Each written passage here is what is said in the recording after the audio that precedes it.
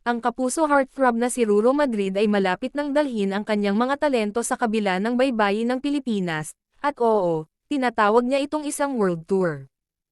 Simula sa ika-17 ng Agosto at 17, sisimulan na ni Ruro ang mga bagay-bagay sa Toronto, Canada, bilang bahagi ng pinakahihintay na Sparkle World Tour. At hindi siya mag-iisa, makakasama niya ang judge ng Clash, at comedy queen Ai de las Alas, young star Kylin Alcantara, at powerhouse singer na si Jessica Villarubin. This year's Sparkle Showcase is not just about acting, it's about pure entertainment.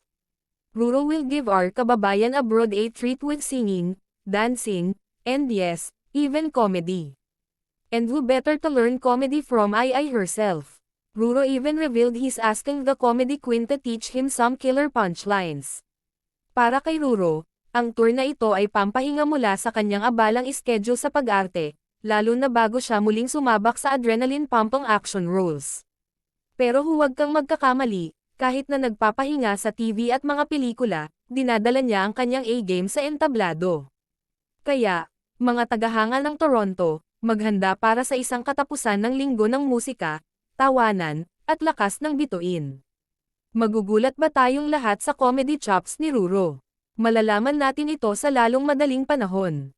Huwag kalimutang mag-like, magbahagi, at mag-subscribe para sa higit pang mga update mula sa iyong mga paboritong kapuso stars.